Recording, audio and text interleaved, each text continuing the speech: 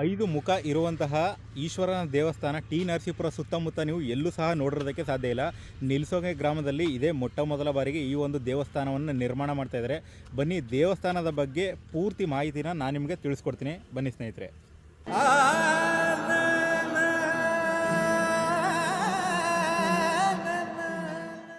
ಶಿವನ 3ನೇ ಕಣ್ಣು ಏನಿದೆ ಅಲ್ಲಿಗೆ 2 ಇಂಚು ಸಣ್ಣ ಫ್ಯಾನ್ಸಿ ಲೈಟ್ ಹಾಕಿದ್ದಾರೆ. ಎಷ್ಟೊಂದು ಚೆನ್ನಾಗಿ ಕಾಣಿಸುತ್ತೆ ಅಂತಂದರೆ ಸ್ನೇಹಿತರೆ, ನಿಜ ಹೇಳ್ತೀನಿ, ತುಂಬ ಅಂದರೆ ತುಂಬಾ ಚೆನ್ನಾಗಿ ಕಾಣಿಸುತ್ತೆ. ಮತ್ತು ತಲೆ ಮೇಲೆ ಗಂಗೆಯನ್ನು ಇಟ್ಟು ಅಲ್ಲಿ ನೀರು ಬರೋವಂಥ ಒಂದು ಇದನ್ನು ಸಿಸ್ಟಮ್ ಮಾಡಿದಾರಲ್ಲ, ಅದಂತೂ ಅಲ್ಟಿಮೇಟ್ ಅಂತಲೇ ಹೇಳ್ಬೋದು. ನಾನು ನಿಜವಾಗ್ಲೂ ಈ ಥರ ಒಂದು ದೇವಸ್ಥಾನ ನಾನು ಎಲ್ಲೂ ಸಹ ನಾನು ನೋಡಿರಲಿಲ್ಲ. ತುಂಬ ಅಂದರೆ ತುಂಬ ಚೆನ್ನಾಗಿದೆ ಸ್ನೇಹಿತರೆ. ಇದೇ ತಿಂಗಳು 26-27ಕ್ಕೆ ಉದ್ಘಾಟನೆ ಆಗ್ತಾಯಿದೆ.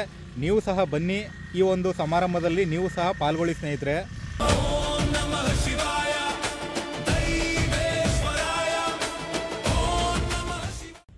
ಸರ್ ನಮಸ್ಕಾರ.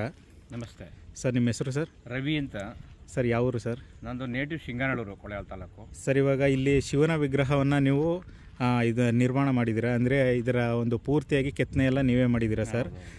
ಸರ್, ಅದ್ರ ಬಗ್ಗೆ ದೇವಸ್ಥಾನದ ಬಗ್ಗೆ ನಮ್ಗೆ ಸ್ವಲ್ಪ ಮಾಹಿತಿ ತಿಳಿಸ್ಕೊಡಿ ಸರ್. ಇದು ಸಂತಾನ ಮಹದೇಶ್ವರ ಅಂತ, ಸಂತಾನ ಮಹಾದೇವ ಅಂತ. ಅಂದರೆ ಇಲ್ಲಿ ಪೂಜೆ ಮಾಡ್ತಕ್ಕಂಥವ್ರು ಮಲ್ಲಪ್ಪ ಸ್ವಾಮೀಜಿಗಳು ಅಂತ. ಇದೇ ಗ್ರಾಮದವರು ಮಲ್ಲಪ್ಪ ಸ್ವಾಮಿಗಳು ಅಂತ, ಊರ್ಮಲ್ಲೇಶ್ವರ ಮಠದ ಅವರು ಇವರು ಸ್ವಾಮೀಜಿಗಳು. ಸರಿ ಸರ್. ಅವರು ಇಲ್ಲಿ ಒಂದು ಸಂತಾನ ಮಹದೇಶ್ವರ ಒಂದು ದೇವಸ್ಥಾನ ನಿರ್ಮಾಣ ಮಾಡಬೇಕು ಅಂತೇಳಿ ಅವರು ಪ್ರಯತ್ನ ಮಾಡ್ರು. ಅವ್ರಿಗೇನೋ ಒಂದು ಪ್ರೇರಣೆ ಆಯ್ತಂತೆ, ಇಲ್ಲಿ ಮಾಡಬೇಕು ಈ ಭಾಗದಲ್ಲಿ ಅಂತ. ಸರಿ ಸರ್. ಕಾಶಿಯಿಂದ ಹೋಗಿ ಕಾಶಿನಲ್ಲಿ ಗಂಗೆ ತಂದು, ಅದು ಕಾಶಿಯಿಂದ ಸರಿ ಸರ್, ಅಲ್ಲಿ ಸಾಂಪ್ರದಾಯಿಕಬದ್ಧವಾಗಿ ಯಾವ ರೀತಿ ಮಾಡಬೇಕು ಪ್ರತಿಷ್ಠಾಪನೆ ಅಂತೇಳಿ ಅವರೆಲ್ಲನೂ ಮಾಡಿದ್ರು. ಆಗ ನನಗೆ ಫೋನ್ ಮಾಡಿ ಈ ಥರ 5 ಮುಖ ಇರತಕ್ಕಂಥ ಒಂದು ಶಿವನನ್ನು ಮಾಡಿಕೊಡಿ ರವಿಯವರೇ ಅಂತ ಕಾಲ್ ಮಾಡಿದ್ರು ನನಗೆ. ಆ ಟೈಮಲ್ಲಿ ನಾನು ಪಂಚಮುಖ ಇರತಕ್ಕಂಥ ಶಿವ ವಿಗ್ರಹವನ್ನು ನಾನು ಮಾಡಲು ಪ್ರಯತ್ನ ಪಟ್ಟೆ. ಸ್ವಲ್ಪ ಲೇಟ್ ಆಯಿತು. ಲೇಟ್ ಆದ್ರೂ ಚೆನ್ನಾಗಿ ಬಂತು ಕೆಲಸ. ಅದರಿಂದ 5 ಮುಖ ಇರತಕ್ಕಂಥ ಶಿವ ಈ ಭಾಗದಲ್ಲಿ ನರಸೀಪುರ ತಾಲೂಕಲ್ಲಿ ಇಲ್ಲ. ಹಾಂ ಸರ್. ಸಾಮಾನ್ಯವಾಗಿ ನನ್ನ ತಿಳಿದಾಗ ಇಲ್ಲ ಅಂತ ಅನಿಸುತ್ತೆ. ಹೌದು ಸರ್, ನರಸೀಪುರ ಸರೌಂಡಿಂಗಲ್ಲಿ ಎಲ್ಲೂ ಅದರಲ್ಲಿ ಮೇಲ್ಗಡೆ ಗಂಗೆ ನೀರನ್ನು ಬರ್ತಕ್ಕಂಥದ್ದು, ಮತ್ತು 5 ತಲೆ ಇರ್ತಕ್ಕಂಥದ್ದು ಶಿವನ ವಿಗ್ರಹ, ಇಷ್ಟನ್ನು ನಾವು ಪ್ರಯತ್ನಪಟ್ಟು ಮಾಡಿದ್ದೀನಿ, ಕಷ್ಟಪಟ್ಟು ಮಾಡಿದ್ದೀವಿ. ಸ್ವಾಮೀಜಿಗಳು ನಮಗೆ ಸಹಕಾರ ಕೊಟ್ಟರು, ಭಕ್ತಾದಿಗಳು ಸಹಕಾರ ಕೊಟ್ಟರು. ಈ ತಿಂಗಳು 26-27ಕ್ಕೆ ಇದು ಪ್ರತಿಷ್ಠಾಪನೆ ಇದೆ. ಸರಿ. ಕಾಶಿಯಿಂದ ತಂದಿರತಕ್ಕಂಥ ಗಂಗೆ ಮತ್ತು ಲಿಂಗ ಅವೆಲ್ಲನೂ ಇಲ್ಲಿ 26-27ಕ್ಕೆ ದೊಡ್ಡದಾಗಿ ಕಾರ್ಯಕ್ರಮ ಮಾಡ್ತಾ ಇದ್ದಾರೆ. ಈ ನೀಲ್ಸೋಗ ಮಠ ಈ ಒಂದು ಸಭಾಂಗಣದಲ್ಲಿ ಮಾಡ್ತಾ ಇದ್ದಾರೆ. ಭಕ್ತಾದಿಗಳಿಗೂ ಸಾಕಷ್ಟು ತಿಳಿಸಿದ್ದಾರೆ.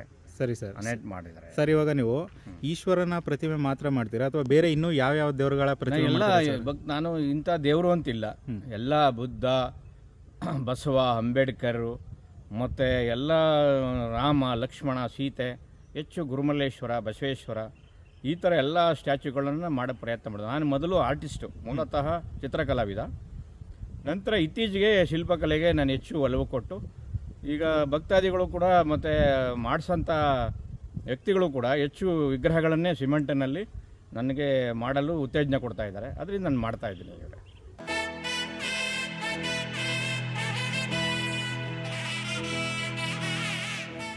ನಮ್ಮ ಟಿ ನರಸೀಪುರ ಸುತ್ತಮುತ್ತ ನಾನು ಈ ರೀತಿ ಪಂಚಮುಖ ಶಿವನ ದೇವಸ್ಥಾನವನ್ನು ನಾನು ಎಲ್ಲೂ ಸಹ ನೋಡಿಲ್ಲ. ನೀವೇನಾದರೂ ನೋಡಿದರೆ ದಯವಿಟ್ಟು ತಿಳಿಸ್ಕೊಡಿ ಸ್ನೇಹಿತರೆ. ನಾನು ಹೋಗಿ ವಿಸಿಟ್ ಮಾಡಿ ಆ ದೇವಸ್ಥಾನದ ಬಗ್ಗೆನೂ ಸ್ವಲ್ಪ ವಿಡಿಯೋ ಮಾಡೋದಕ್ಕೆ ಅನುಕೂಲ ಆಗುತ್ತೆ. ನನಗೆ ಗೊತ್ತಿಲ್ಲದೆ ಇರೋದ್ರಿಂದ ನಾನು ಕೇಳ್ತಾ ಇದ್ದೀನಿ. ಸರ್, ಇವಾಗ ಇಲ್ಲಿ ಈ ಬಸವನ ಪ್ರತಿಮೆಯನ್ನು ಎಲ್ಲಿ ಕೂರಿಸ್ತೀರಾ ಸರ್? ಇದನ್ನು ರೆಡಿ ಮಾಡ್ತಾ ಇದ್ದೀರಲ್ಲ? ಮುಂದ್ಗಡೆ ಗಂಗೆ ನೀರು ಬೀಳುತ್ತಲ್ಲ, ಶಿವನ ತಲೆ ಮೇಲಿಂದ ಗಂಗೆ ನೀರು, ಆ ನೀರು ಬಂದು ಬಸವನ ಹಿಂದ್ಗಡೆಯಿಂದ ಬಂದು ಶಿವನ ಬಾಯಿ ಮತ್ತೆ ಈ ಬಸವನ ಬಾಯಿನಲ್ಲಿ ಬರುತ್ತೆ ನೀರು. ಆ ಸಿಸ್ಟಮ್ ಮಾಡಿದೀವಿ ಸರ್. ಅದು ನೋಡಿ, ಈ ತರ ಅಲ್ಲಿ ಸರ್ ಹಿಂದ್ಗಡೆ ನೀರು ಹಾಕಿದ್ರೆ ಅಡ್ಜಸ್ಟ್ ಮಾಡ್ತೀವಿ. ಅದು ಬಂದಾಗ ಮುಂದ್ಗಡೆ ನೀರು ಬರುತ್ತೆ ಬಸವನಿಗೆ. ಆ ತರ ಸಿಸ್ಟಮ್ ಮಾಡಿದೀವಿ. ಇದು ಈ ಒಂದು ಪ್ರತಿಮೆನೂ ಸಹ ಅಲ್ಲಿ ಗೋಪುರದ ಮೇಲೆ ಅಲ್ಲಿ ಕೆಳಗಡೆ ಪ್ರತಿಷ್ಠಾಪನೆ ಮಾಡ್ತೀವಿ, ಅಲ್ಲೇ ರೆಡಿ ಮಾಡ್ತೀವಿ. ಇನ್ನೂ ಇದು ರೆಡಿ ಆಗೋದಕ್ಕೆ ಎಷ್ಟು ದಿನ ತಗೋಬಹುದು ಸರ್? 3 days ಆಗುತ್ತೆ. ಇನ್ನೊಂದು 3 days ಅಲ್ಲಿ ಕಂಪ್ಲೀಟ್ ಆಗುತ್ತೆ, ಮುಗಿಯುತ್ತೆ ಇದು ಸರ್. ಹಾಗೇನೆ ಇವಾಗ ಅಲ್ಲಿ ಇದು ಮಾಡಿದಿರಲ್ಲ ಸರ್, ವಿಗ್ರಹಗಳನ್ನ ಕೆತ್ತಿದಿರಲ್ಲ, ಆ ಥರ ವಿಗ್ರಹಗಳನ್ನ ಸರ್ ಇವಾಗ ಬೇರೆ ಇನ್ನೆಲ್ಲಾದ್ರೂ ಕೇಳ್ತಾರೆ, ಯಾರು ಭಕ್ತಾದಿಗಳು ನಮ್ಮ ವಿಡಿಯೋಗಳನ್ನ ನೋಡ್ತಾ ಇರ್ತಾರೆ, ಅವರು ಇದೇ ಥರ ನಮಗೂ ರೆಡಿ ಮಾಡ್ಕೊಡ್ಬೇಕು ಅಂತಂದಾಗ ನೀವು ಆಯಾ ಊರಿಗೆ ಹೋಗಿ ರೆಡಿ ಮಾಡ್ಕೊಡ್ತೀರಾ ಸರ್? ಖಂಡಿತ ರೆಡಿ ಮಾಡ್ಕೊಡ್ತೀರಾ? ನಾನು ಆಲ್ರೆಡಿ ಗುಂಡ್ಲುಪೇಟೆ ತಾಲೂಕು ಸೆಟ್ಟಹಳ್ಳಿಲಿ ಮಾಡಿದ್ದೀನಿ. ಹಾಂ ಸರ್. ಮತ್ತು ಕಸುನಹಳ್ಳಿ, ನಂಜನಗೂಡು ತಾಲೂಕು ಕಸುನಹಳ್ಳಿಲಿ ಒಂದು 9 ಅಡಿ ಶಿವಂದು ಸ್ಟ್ಯಾಚ್ಯೂ ಮಾಡಿದ್ದೀನಿ. 9 ಅಡಿದು ಸರ್? 9 ಅಡಿದು ಮಾಡಿದ್ದೀನಿ. ಸರಿ ಸರ್. ಮತ್ತು ಸೂರಳ್ಳಿಲಿ ಮಾಡ್ತಾ ಇದ್ದೀನಿ ಆಲ್ರೆಡಿ, ನಂಜನಗೂಡು ತಾಲೂಕಲ್ಲೇ. ಸರಿ ಸರ್. ಹೆಚ್ಚಿಗೆ ಕೋಟೆ ತಾಲೂಕಲ್ಲಿ ಮಾಡ್ತಾ ಇದ್ದೀನಿ. ಮತ್ತು ಎಡಿಯಾಲ ಇದೆ ನೋಡಿ, ಕರಗೂರಿಂದ ಆ ಕಡೆ ಎಡಿಯಾಲದಲ್ಲಿ ಬಸವೇಶ್ವರ ಸ್ಟ್ಯಾಚ್ಯೂ ಮಾಡಿದ್ದೀನಿ. ಮೈಸೂರು ಹುಲ್ಲಿಂಬಿದಿ ಮಠದಲ್ಲಿ ಒಂದು ಬಸವೇಶ್ವರ ಸ್ಟ್ಯಾಚ್ಯೂ ಮಾಡಿದ್ದೀನಿ.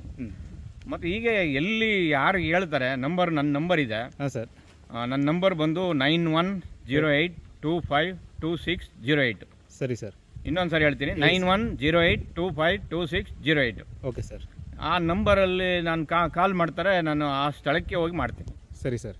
ನೀವು ಒಂದೇ ಕಡೆ ಅಂತೇನಿಲ್ಲ ಸರ್. ಇವಾಗ ನೀವು ಎಷ್ಟು ಹೈಟು ಅಂತಂದರೆ ಎಷ್ಟು ಹೈಟಿನ ಪ್ರತಿಮೆ ಮಾಡಿದ್ದೀರಾ ಸರ್? ನಾನು ಇಲ್ಲಿವರೆಗೆ ಮಾಡಿರೋದು ಈಗ ಇದು 12 ಅಡಿ. 12 ಅಡಿ. ಅಲ್ಲೊಂದು ಕಡೆ 15 ಅಡಿ ಮಾಡಿದ್ದೀನಿ. ಹಾಂ ಸರ್. ಅಂದರೆ 50 ಅಡಿ 50 ಫೀಟ್ವರೆಗೂ ನಾನು ಮಾಡೋಷ್ಟು ನನಗೆ ಕೆಪಾಸಿಟಿ ಇದೆ. 50 ಅಡಿ ತನಕ ಮಾಡ್ಕೊಡ್ತೀರಾ? ನಾನು ಮಾಡ್ತೀನಿ ಅನ್ನೋ ಒಂದು ಐಡಿಯಾಸ್ ಇದೆ ನನಗೆ. ಅವರು ಎಷ್ಟು ಹೈಟ್ ಕೇಳ್ತಾರೆ ಅಷ್ಟು ಹೈಟ್ ರೆಡಿ ಮಾಡ್ಕೊಡ್ತೀರಾ ನೀವು? ಮಾಡ್ತೀನಿ ಸರ್. ರೆಡಿ ಮಾಡ್ಕೊಡ್ತೀರಾ ಸರ್? ಈಗ ಮಾದೇಶ್ವರ ಬೆಟ್ಟದಲ್ಲಿ ಮಾಡಿದಾರಲ್ಲ. ಹಾಂ ಸರ್. ಮಾದೇಶ್ವರ ಫ್ರೆಂಡ್ಸ್ಗಳೇ ಮಾಡಿರೋದು ಅದು. ಹಾಂ ಸರ್. ತುಂಬ ಚೆನ್ನಾಗಿದೆ ಸರ್. ಮಾದೇಶ್ವರ ಬೆಟ್ಟದ್ದು ಎಲ್ಲ ಸ್ಟ್ಯಾಚ್ಯೂ ಕೆಳಗಡೆ ಡೌನಲ್ಲೆಲ್ಲ ಮಾಡಿದ್ದಾರೆ ನೋಡಿ. ಹಾಂ ಸರ್. ಅದು ನಮ್ಮ ಫ್ರೆಂಡ್ಸ್ಗಳೇ ಮಾಡಿರೋದು. ಹಾಂ ಸರ್. ತುಂಬ ಚೆನ್ನಾಗಿದೆ ಸರ್. ದೇಹಾಲಯವೇ ದೇವಾಲಯವೋ. ಸ್ನೇಹಿತರೆ, ಇನ್ನೊಂದು ಸಹ ಇಲ್ಲಿ ಲಿಂಗವನ್ನು ಪ್ರತಿಷ್ಠಾಪನೆ ಮಾಡಿಲ್ಲ. ನೀವು ನೋಡ್ಬೋದು ಇಲ್ಲಿ ಎಲ್ಲವನ್ನು ಸಹ ರೆಡಿ ಮಾಡ್ಕೊಂಡಿದ್ದಾರೆ ಇಲ್ಲಿ ಪ್ರತಿಷ್ಠಾಪನೆ ಮಾಡೋದಕ್ಕೆ ಲಿಂಗವನ್ನು. ಆದರೆ ಇಲ್ಲಿಗೆ ಇನ್ನೂ ಕೆಲವೊಂದಷ್ಟು ಕೆಲಸಗಳು ಬಾಕಿ ಐತೆ, ಇನ್ನೂ ರೆಡಿ ಮಾಡಿಲ್ಲ. ಅದನ್ನು ಇಲ್ಲಿ ಮೇಲ್ಗಡೆ ಈಶ್ವರನ ವಿಗ್ರಹವನ್ನು ಏನು ಕೆತ್ತನೆ ಮಾಡಿದ್ದಾರೆ ಅವರು ಮತ್ತೊಂದಷ್ಟು ವಿವರವನ್ನು ಇದರ ಬಗ್ಗೆ ಕೊಡ್ತಾರೆ. ಬನ್ನಿ ಅವರಿಂದ ತಿಳ್ಕೊಳ್ಳೋಣ. ನೋಡಿ, ಇಲ್ಲಿ ಗರ್ಭಗುಡಿ, ಇದು ಶಿವನ ಗರ್ಭಗುಡಿ, ಲಿಂಗ ಪ್ರತಿಷ್ಠಾಪನೆ ಮಾಡೋದು. ಈ ಗರ್ಭಗುಡಿನಲ್ಲಿ ಲಿಂಗ ಪ್ರತಿಷ್ಠಾಪನೆ ಮಾಡಬೇಕಾದ್ರೆ ಸುಮ್ಮನೆ ಯಾವುದೋ ಒಂದು ಲಿಂಗ ತಗೊಂಡು ಅಲ್ಲಿ ಮಾಡೋಕ್ಕಾಗಲ್ಲ. ಆ ಲಿಂಗದ ಕೆಳಗಡೆ ನಿಧಿಗುಂಬ ಅಂತ ಒಂದು ನಿಯಮ ಇದೆ, ಶಾಸ್ತ್ರೋಕ್ತವಾಗಿ ನಿಧಿಗುಂಬ ಅಂತ ಮಾಡ್ತಾರೆ. ನಿಧಿಗುಂಬ ಅಂದ್ರೆ ಸರ್ ಇವಾಗ ಇಲ್ಲಿ ಹಳ್ಳ ತೋಡಿದಿರಲ್ಲ, ಅದರೊಳಗಡೆ ಇದನ್ನೇ ನಿಧಿಗುಂಬ ಅಂತ ಮಾಡಿ ಅಲ್ಲಿ ಅನೇಕ ದಿನಸಿಗಳು, ಪಂಚಲೋಹ ಮತ್ತೆ ಧಾನ್ಯಗಳು ಎಲ್ಲನೂ ತಂದು, ಪೂಜಾ ಪರಿಕರಗಳನ್ನು ತಂದು ಅದಕ್ಕೆ ಶಾಸ್ತ್ರೋಕ್ತವಾಗಿ ಅದರ ವಿಧಿ ವಿಧಾನ ಇದೆ. ಪುರೋಹಿತರು ಅದನ್ನ ಮಾಡ್ತಾರೆ. ಆ ಒಂದು ಸನಾತನ ಇಂದಿನ ಹಳೆ ಕಾಲದಿಂದ ಅದು ಪದ್ಧತಿ ಬಂದಿರೋದು. ಸರಿ ಸರ್. ಇಲ್ಲಿ ಯಾವುದೋ ಲಿಂಗನ ಸುಮ್ಮನೆ ಎಲ್ಲೋ ತಂದು ಪ್ರತಿಷ್ಠಾಪನೆ ಮಾಡ್ಬಿಡಲ್ಲ, ಆಗಲ್ಲ ಸರ್. ಅದಕ್ಕೊಂದು ನೀತಿ ನಿಯಮ ಇರ್ತದೆ. ಅದರ ಅಂತೆ ಅವರು 26-27ನೇ ತಾರೀಕು ಪ್ರತಿಷ್ಠಾಪನೆ ಇರೋದ್ರಿಂದ ಅವತ್ತು ಅದನ್ನ ನಿಧಿಗುಂಬ ಅಂತ ಒಂದು ಇದನ್ನ ಪೂಜಾ ವಿಧಾನವನ್ನು ಮಾಡ್ತಾರೆ. ಸರ್, ಇಲ್ಲಿಗೆ ಬೇರೆ ಇನ್ನೇನಾದರೂ ಲೋಹಗಳು ಅಥವಾ ಏನಾದ್ರು ಹಾಕ್ತಾರ ಸರ್ ಇಲ್ಲಿ ಇದಕ್ಕೆ? ಅದ್ರ ಒಳಗಡೆ ಇನ್ನೊಂದು ಸ್ವಾಮೀಜಿ ಏನ್ ಮಾಡಿದ್ದಾರೆ, ನಮ್ಮ ಈ ರೀತಿಯಾಗಿ ಮಲ್ಲಪ್ಪ ಸ್ವಾಮೀಜಿಗಳು 1,00,000 ಪಂಚಾಕ್ಷರಿ ಮಂತ್ರವನ್ನ ಭಕ್ತಾದಿಗಳಿಗೆ ಕೊಟ್ಟಿದ್ದಾರೆ ಬರೆಯೋದಕ್ಕೆ. ಅಂದ್ರೆ ಯಾರಿಗೆ ಇಷ್ಟ ಆಗುತ್ತೆ ಆ ಶಿವ ಪಂಚಾಕ್ಷರಿ ಮಂತ್ರ ಅಂದ್ರೆ ಓಂ ನಮಃ ಶಿವಾಯ ಅಂತ. ಆ ಓಂ ನಮಃ ಶಿವಾಯ ಅನ್ನೋದನ್ನ ಅವರು ಬರೆದು ಅವರ ಹಸ್ತದಲ್ಲಿ ಯಾರು ಬೇಕಾದ್ರೂ ಬರೀಬಹುದು. ಅದನ್ನ ಅವರ ಹಸ್ತದಲ್ಲಿ ಬರೆದು ಅದನ್ನ ಕೊಡ್ತಾರೆ. ಆ 1,00,000 ಇದನ್ನ 108 ಶಿವ ಪಂಚಾಕ್ಷರಿ ಮಂತ್ರವನ್ನ ಈ ನಿಧಿಗುಂಬ ಆಗೋ ಟೈಮಲ್ಲಿ ಶಿವಲಿಂಗದ ಕೆಳಗಡೆ ಅದನ್ನ ಇಡ್ತಾರೆ. ಅದನ್ನ ಆ ಒಂದು ಸಿಸ್ಟಮ್ ಅನ್ನ ಮಾಡ್ತಾ ಇದ್ದಾರೆ ಇವರು ಸ್ವಾಮೀಜಿ. ಸರ್, ಇಲ್ಲಿ ಪ್ರತಿಷ್ಠಾಪನೆ ಮಾಡುವಂತಹ ಲಿಂಗ ಎಷ್ಟು ಉದ್ದ ಇರುತ್ತೆ ಸರ್? ಹೈಟು 1.5 ಅಡಿ ಇರುತ್ತೆ ಸರ್. ಅದು 1.5 ಅಡಿ. ಅವರು ನಮ್ಮ ಮಂಜುನಾಥ್ ಅಂದ್ಬಿಟ್ಟು ಅರಸನಕೆರೆ, ಅವರು ಮೈಸೂರು ಹತ್ರ ಅರಸನಕೆರೆ ಅಂತ, ಅವರು ಕೂಡ ಕಾಶಿಗೆ ಹೋಗಿ ಬಂದಿದ್ದಾರೆ. ಅವರು ಅಲ್ಲಿ ನೋಡಿಕೊಂಡು ಅದೇ ತರ ಮಾಡೋಣ ಅಂತ ಹೇಳಿ ಪ್ರಯತ್ನ ಮಾಡ್ತಾರೆ. ಅಂದ್ರೆ ಸರ್, ಇವಾಗ ಇಲ್ಲಿ ಪ್ರತಿಷ್ಠಾಪನೆ ಮಾಡ್ತಾ ಇರುವಂತಹ ಲಿಂಗ ಕಾಶಿಯಲ್ಲಿ ಯಾವ ರೀತಿ ಇದೆ ಅದೇ ತರ ಮಾಡಬೇಕು ಅಂತ ಪ್ರಯತ್ನ ಮಾಡಿದ್ದಾರೆ. ಜನ ಕಾಶಿಗೆ ಹೋಗ್ಬೇಕಾಗಿಲ್ಲ, ಇಲ್ಲೇ ನಾವು ಕಾಶಿನ ತೋರಿಸ್ತೀವಿ. ಇದು ತಿರುಮಕೂಡಲು ನರಸೀಪುರ ಸಂಗಮ ಕ್ಷೇತ್ರ ಆದ್ರಿಂದ ಜನ ಭಕ್ತಾದಿಗಳು ಅಷ್ಟು ದೂರ ದುಡ್ಡು ಕೊಟ್ಟು ಹೋಗಕ್ಕಾಗಲ್ಲ, ಇಲ್ಲೇ ನೋಡ್ಕೊಳ್ಳಿ ಅಂತ ಮಲ್ಲಪ್ಪ ಸ್ವಾಮೀಜಿಗಳು ಅದನ್ನು ಪ್ರಯತ್ನ ಮಾಡಿದ್ದಾರೆ. ಇವಾಗ ಸರ್, ನಮ್ಮ ನರಸೀಪುರದಲ್ಲಿ ಗುಂಜಾ ನರಸಿಂಹಸ್ವಾಮಿ ದೇವಸ್ಥಾನ ಇದೆ. ಕಾಶಿಗಿಂತ ಒಂದು ಗುಲಗಂಜಿ ಗಾತ್ರದಷ್ಟು ಪುಣ್ಯ ಇಲ್ಲಿ ಜಾಸ್ತಿ ಸಿಗುತ್ತೆ ಅಂತ. ಇವಾಗ ಸರ್, ಇಲ್ಲಿ ಕಾಶಿ ತರನೇ ಲಿಂಗನೂ ಬತ್ತು ಅಂತಂದ್ರೆ ತುಂಬಾನೇ ಇಲ್ಲಿ ಸುತ್ತಮುತ್ತ ಇರುವಂತ ಭಕ್ತಾದಿಗಳಿಗೆ ಇದೊಂದು ಅದೃಷ್ಟ ಅಂತಾನೆ ಹೇಳ್ಬೋದು ಸರ್. ಈಗ ಜನಗಳಿಗೆ ನಂಬಿಕೆ ಸರ್ ಮುಖ್ಯ. ಹೌದು ಸರ್. ಭಗವಂತನ ಕಣ್ಣು ಮುಚ್ಚಿ ಇಲ್ಲೇ ಎಲ್ಲಿ ಬೇಕಾದ್ರೂ ಯಾವ ಮಾದೇಶ್ವರನ್ನ ಇಲ್ಲೇ ನೆನೆಸ್ಕೊಂಡ್ರೆ ಮಾದೇಶ್ವರ ಬೆಟ್ಟಕ್ಕೆ ಹೋಗಿಲ್ಲ. ಹೌದೌದು ಆದರೂ ಬೆಟ್ಟಕ್ಕೆ ಅಷ್ಟೊಂದು ಜನ, ಸಹಸ್ರಾರು ಜನ ಪರಿಸರ ಹೋಗ್ತಾರೆ ಅಂದ್ರೆ ಆ ಲಿಂಗ ಕಲ್ಲೇ ಇರಬಹುದು. ಆ ಲಿಂಗದಲ್ಲಿ ಎಷ್ಟು ಶಕ್ತಿ ಇದೆ ನೋಡಿ, ಮ್ಯಾಗ್ನೆಟಿಕ್, ಎಷ್ಟು ಪವರ್ ಎಳೆತದೆ ಜನಗಳ, ಮನುಷ್ಯನ ಆ ಕಡೆ ಎಳೆತದೆ ಅಂದ್ರೆ ಸೆಳೆತದೆ ಅಂದ್ರೆ ಆ ಲಿಂಗಕ್ಕೆ ಎಷ್ಟು ಶಕ್ತಿ ಇದೆ, ಮಹಿಮೆ ಇದೆ. ಅದೇ ತರ ಪೂಜೆ ಪುರಸ್ಕಾರ, ಒಂದು ರೀತಿ ನಿಯಮಗಳು, ಅದನ್ನ ನಾವು ಸಕಾಲಕ್ಕೆ ಒಳ್ಳೆ ರೀತಿಯಲ್ಲಿ ಮಾಡ್ಕೊಂಡು ಹೋದ್ರೆ ಪ್ರತಿ ಕಲ್ಲು ಕೂಡ ದೇವರಾಗ್ತಾನೆ ಅನ್ನೋದಕ್ಕೆ ಉದಾಹರಣೆ ಸರ್ ಅದು. ಹೌದೌದು ಸರ್, ಹೌದು. Thank you sir. ಹೌದು ಸ್ನೇಹಿತರೆ, ಇನ್ನೂ ಸಹ ಇಲ್ಲಿ ದೇವಸ್ಥಾನ ರೆಡಿ ಆಗಿಲ್ಲ, ಲಿಂಗವನ್ನು ಸಹ ಪ್ರತಿಷ್ಠಾಪನೆ ಮಾಡಿಲ್ಲ, ಇನ್ನೂ ತುಂಬಾನೇ ಕೆಲಸ ಇದೆ. ಇನ್ನೊಂದು 3-4 ಡೇಸಲ್ಲಿ ಇಲ್ಲೆಲ್ಲ ಟೈಲ್ಸ್ ಎಲ್ಲ ಹಾಕ್ತಾರಂತೆ. ಆ ಕಡೆ ಗಣೇಶನ ವಿಗ್ರಹ ಬರುತ್ತೆ, ಮತ್ತೆ ಈ ಕಡೆ ಷಣ್ಮುಖನ ವಿಗ್ರಹ ಬರುತ್ತೆ. ಹಾಗೇನೆ ಇಲ್ಲೊಂದು ಸ್ವಲ್ಪ ಖಾಲಿ ಜಾಗ ಬಿಟ್ಟಿರೋದು ನೋಡ್ಬೋದು. ಇಲ್ಲಿ ಒಂದು ಕಲ್ಲಿನ ನಂದಿ ವಿಗ್ರಹ ಬರುತ್ತೆ ಸ್ನೇಹಿತರೆ. ಇಲ್ಲಿ ನೀವು ನೋಡ್ತಾ ಇದ್ರಲ್ಲ, ಇನ್ನೂ ಏನು ರೆಡಿ ಆಗಿಲ್ಲ. ಇನ್ನೊಂದು 3-4 ದಿನಗಳಲ್ಲಿ ಇಲ್ಲಿ ಪೂರ್ತಿ ಆಲ್ಮೋಸ್ಟ್ ರೆಡಿಯಾಗಿರುತ್ತೆ. ಅವತ್ತಿಗೂ ಸಹ ಬಂದು ನಿಮಗೆ ಹೇಗೆ ಕಾಣಿಸುತ್ತೆ ಇಲ್ಲಿ ಪೂರ್ತಿಯಾಗಿ ನಾನು ನಿಮಗೆ ವಿಡಿಯೋ ಮಾಡಿ ತೋರಿಸ್ತೀನಿ ಸ್ನೇಹಿತರೆ. ಬನ್ನಿ, ಹಾಗೇನೆ ಹೊರಗಡೆ ತೋರಿಸ್ತೀನಿ. ಇಲ್ಲಿ ದೇವಸ್ಥಾನ ಏನು ನೋಡ್ತಾ ಇದ್ದೀರಾ, ದೇವಸ್ಥಾನದ ಪಕ್ಕದಲ್ಲೇ ಇಲ್ಲಿ ನಮಗೊಂದು ಚೌಟ್ರಿನೂ ಸಹ ರೆಡಿ ಮಾಡಿದ್ದಾರೆ. SVS ಸಭಾಭವನ ಅಂತ ನಿಲ್ಲಿಸೋಗೆ.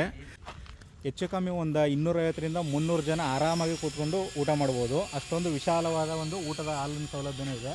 ಚೌಟ್ರಿ ನೋಡೋದಕ್ಕೂ ಸಹ ತುಂಬಾ ಚೆನ್ನಾಗೈತೆ. ಹಾಗೆಯೇ ಪಾರ್ಕಿಂಗ್ ಪ್ಲೇಸ್ ನೋಡ್ಬೋದು ನೀವು. ಇಲ್ಲಿ ವಿಶಾಲವಾದ ಪಾರ್ಕಿಂಗ್ ಪ್ಲೇಸ್ ಇದೆ. ಆಮೇಲೆ ಸುತ್ತ ಗ್ರೀನರಿ ಇರೋದ್ರಿಂದ ಇಲ್ಲಿ ಮದುವೆ ಮಾಡ್ಕೊಳ್ಳೋದಕ್ಕೂ ತುಂಬಾ ಸೂಕ್ತವಾದ ಜಾಗ ಅಂತ ಹೇಳ್ಬೋದು. ಸ್ನೇಹಿತರೆ, ನೋಡಿದ್ರಲ್ಲ, ಇದು ಇವತ್ತಿನ ವಿಡಿಯೋ ಆಗಿತ್ತು. ನಿಮಗೇನಾದರೂ ಈ ವಿಡಿಯೋ ಇಷ್ಟ ಆಗಿದ್ರೆ ದಯವಿಟ್ಟು ನನ್ನ ಯೂಟ್ಯೂಬ್ ಚಾನಲ್ನ ಸಬ್ಸ್ಕ್ರೈಬ್ ಮಾಡ್ಕೊಳ್ಳಿ. ಆ ವಿಗ್ರಹನ ಎಷ್ಟು ಸಲ ನೋಡಿದ್ರು ನೋಡ್ತಾನೆ ಇರಬೇಕು ಅನಿಸುತ್ತೆ, ಅಷ್ಟೊಂದು ಚೆನ್ನಾಗಿದೆ.